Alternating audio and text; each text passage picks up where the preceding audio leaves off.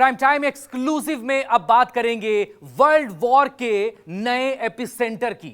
रूस और यूक्रेन के बीच जंग ने वर्ल्ड वॉर 3 की जमीन तैयार की, लेकिन अब इजरायल और हमास के बीच चल रही इस टसल ने दुनिया का पूरा ध्यान इस वक्त मिडिल ईस्ट की तरफ मोड़ दिया है और यह बन गया है दरअसल वर्ल्ड वॉर का नया फ्रंट, जहां कभी भी किसी भी वक्त बच सकता है विश्व युद्ध का सायरन। क्योंकि हमास के इजराइल पर हमले के बाद नेतन्याहू ने जो फैसला किया है वो इतना खतरनाक है कि अब दुनिया दो खेमों में बढ़ती नजर आ रही है और यही बच गया है वर्ल्ड वॉर 3 का सायरन।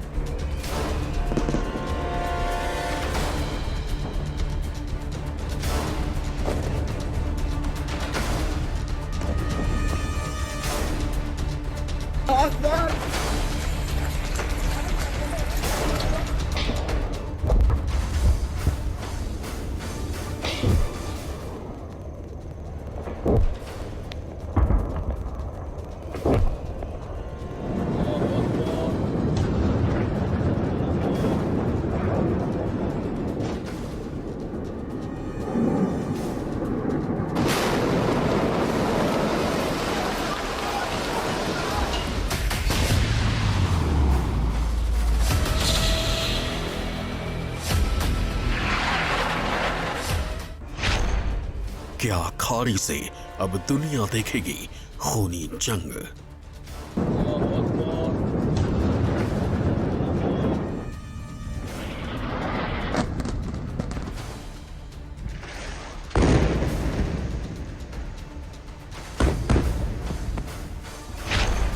हमास झुकेगा नहीं, विश्व युद्ध रुकेगा नहीं।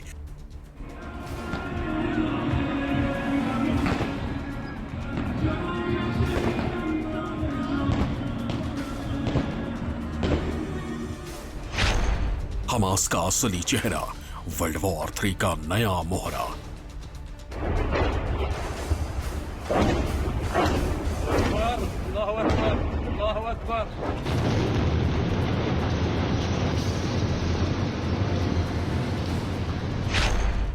वर्ल्ड वॉर 3 का सायरन बज गया।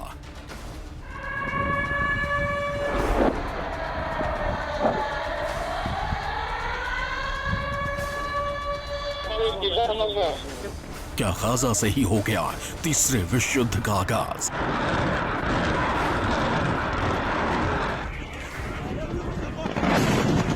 क्या गाजा बनने वाला है तीसरे विश्व युद्ध का एपिसेंटर?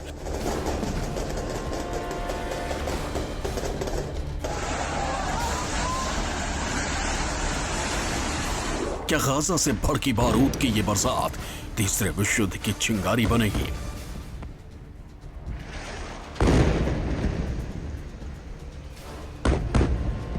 क्या हमास ने इजराइल पर सैकड़ों रॉकेट दागकर दुनिया को तीसरे विश्व युद्ध की तरफ धकेल दिया है?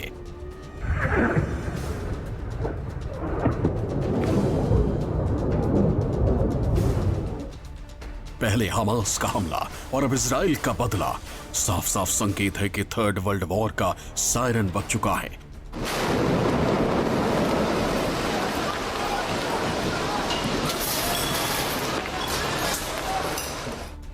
तीसरे विश्व युद्ध की आशंका इसलिए भी बढ़ गई है क्योंकि इजराइल के प्रधानमंत्री बेंजामिन नेतन्याहू ने इसे जंग करार दिया है। אזרחי ישראל, אנחנו במלחמה, לא במבצע, לא בסבבים, במלחמה. आसमान में धुएं का गुबार है।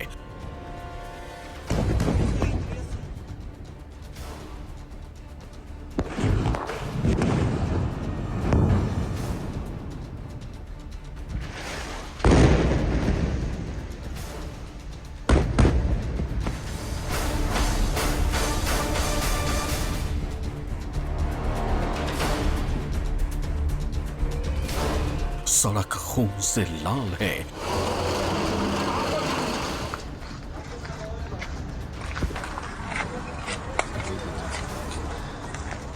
हर तरफ गोलियों की गड़गड़ाहट है।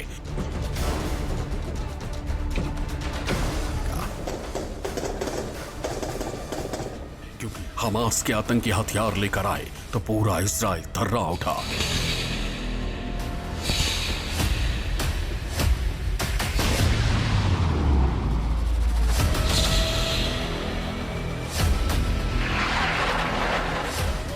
इजराइल युद्ध में है, ये समझने में उसे 2 घंटे लग गए।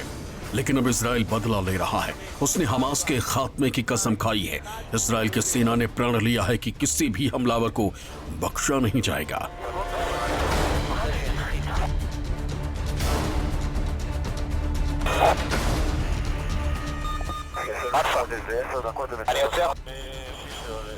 इजराइल के पीएम बेंजामिन नेतन्याहू ने वादा किया है कि हमास इसकी बड़ी कीमत चुकाएगा।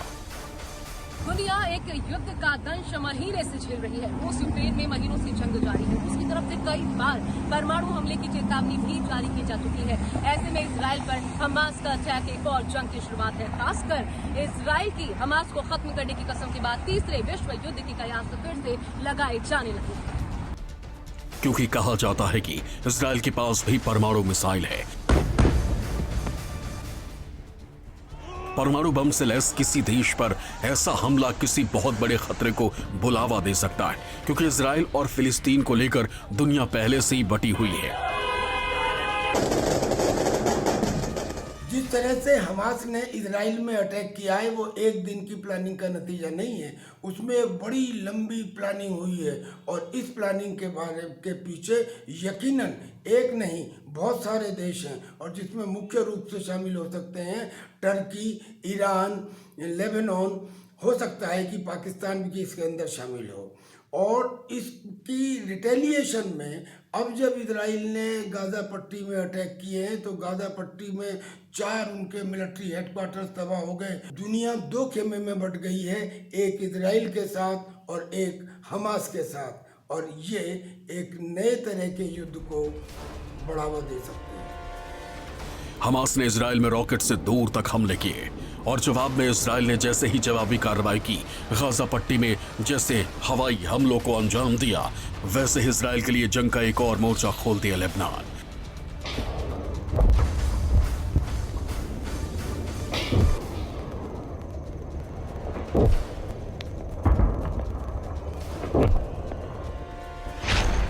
मैप में समझिए इजराइल किस तरह से दुश्मनों से घिरा हुआ है और कैसे लेबनान ने एक और वॉर फ्रंट खोलकर इजराइल को उलझा दिया है। इजराइल और लेबनान पड़ोसी मुल्क हैं।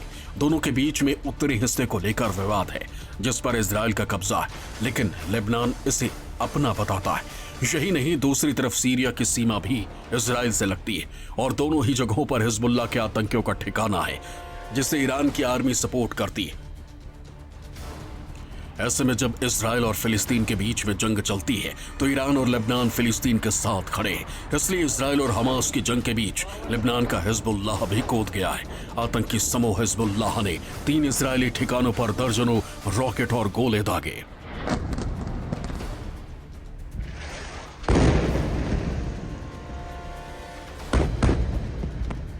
जानकारी के मुताबिक हिजबुल्लाह ने इजराइल के इलाकों में मिसाइलें और मोर्टार से अटैक किया है। लेबनान की तरफ से दागी गई मिसाइलें माउंट 2 क्षेत्र में गिरी है। इस हमले में कोई हताहत हुआ है या नहीं, इसके बारे में जानकारी नहीं मिल सकी है। वहीं इजराइल ने भी लेबनान के हमले का जवाब दिया है। इजरायली सेना ने कहा कि हमने लेबनान के उन इलाकों में अटैक किया है जहां से गोलाबारी की गई थी। एक तरफ जहां इजराइल को घेरने की कोशिश हो रही है तो वहीं बहुत सारे देश ऐसे भी हैं जो इजराइल के समर्थन में आ खड़े हुए हैं। The people of Israel are under attack, orchestrated by a terrorist organization, Hamas. In this moment of tragedy, I want to say to them and to the world and to terrorists everywhere that the United States stands with Israel. We will not ever fail to have their back. We'll make sure that they have the help their citizens need and they can continue to defend themselves. You know, the world's seen appalling images. You know, when I spoke with Prime Minister Netanyahu this morning, I told him the United States stands with the people of Israel in the face of these terrorist assaults. Israel has the right to defend itself and its people. Full stop. There's never justification for terrorist attacks. İsrail'de meydana gelen hadiseler ışığında tüm tarafları itidalle hareket etmeye, gerilimi daha da tırmandıracak fevri adımlardan uzak durmaya çalışın. Evelallah yine teslim almaya hazırız. पूरी दुनिया Israel पर हुए हमले को लेकर Hamas की निंदा कर रही है, इसे अमानवीय हमला करार दे रही है। मिडिल ईस्ट के इस देश पर हुए हमले की निंदा भारत के साथ साथ फ्रांस और ब्रिटेन, यूक्रेन और जर्मनी जैसे देश कर रहे हैं। भारत के प्रधानमंत्री नरेंद्र मोदी ने भी इस हमले की निंदा की है और इजराइल के साथ खड़े होने की बात कही है। पीएम ने ट्वीट करके कहा है कि इजराइल में आतंकवादी हमलों की खबर से गहरा सदमा लगा है। हमारी संवेदनाएं और प्रार्थनाएं निर्दोष पीड़ितों और उनके परिवार के साथ है। हम इस कठिन समय में इजराइल के साथ एकजुटता से खड़े हैं। सिर्फ इतना ही नहीं बल्कि फ्रांस ने भी इस हमले की निंदा की है। फ्रांस के विदेश मंत्रालय ने हमले को लेकर कहा है कि फ्रांस इजराइल और इन हमलों के पीड़ितों के साथ अपनी पूरी एकजुटता व्यक्त करता है। यह आतंकवाद को पूरी तरह से खारिज करने और इजराइल की सुरक्षा के प्रति अपनी प्रतिबद्धता की पुष्टि करता है।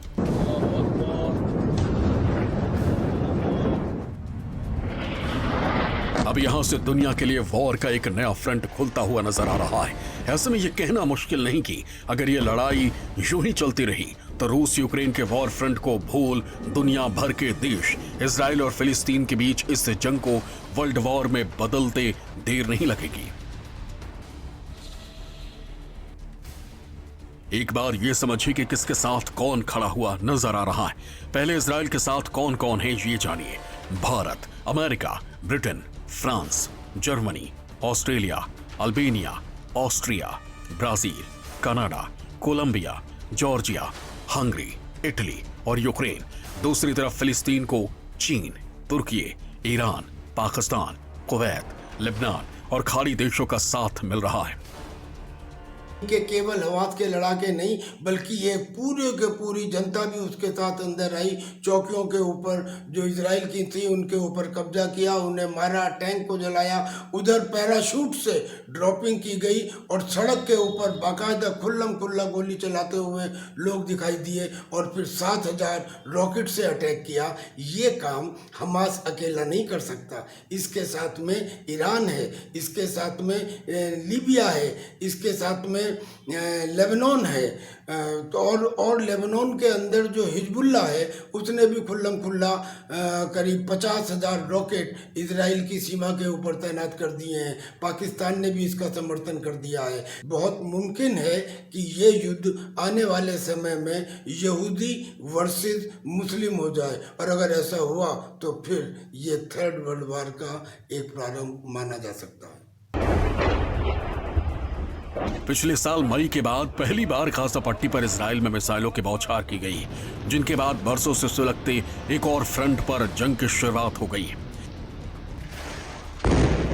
अगर दुनिया के वॉर फ्रंटों की बात करें तो रूस और यूक्रेन के बीच पहले से ही जंग चल रही है। इजराइल और ईरान का युद्ध कभी भी छिड़ सकता है। लीबिया में भी इजराइल को लेकर विरोध प्रदर्शन हो रहे हैं। चीन और ताइवान के बीच भी आए दिन जंग की आहट सुनाई देती है। एक वॉर फ्रंट उत्तर कोरिया और दक्षिण कोरिया के बीच खुला हुआ है। अफ्रीका के देश नाइजर में फ्रांस के खिलाफ बगावत भड़की हुई है। पोलैंड और बेलारूस के बीच भी कभी भी जंग शुरू हो सकती है। रूस और फिनलैंड के बीच भी बॉर्डर पर तनाव बरकरार है। आर्मेनिया और अजरबैजान के बीच भी जंग का माहौल है। कई देश गुपचुप तरीके से परमाणु शक्ति को बढ़ा रहे हैं। खाड़ी में ईरान और इजराइल का टेंशन यूं तो बहुत पुराना है, लेकिन जब से खबर आई है कि ईरान परमाणु बम बनाने की कोशिशों में जुटा है, तभी से ईरान के खिलाफ इजराइल के प्रधानमंत्री बेंजामिन नेतन्याहू ने मोर्चा खोल दिया है। और इस बार तो उन्होंने खुली धमकी दे दी कि अगर ईरान एटम बम बनाता है तो इजराइल उसे रोकने के लिए किसी भी हद तक जा सकता है। मतलब साफ है, दुनिया एक और जंग की तरफ अग्रसर हो रही है।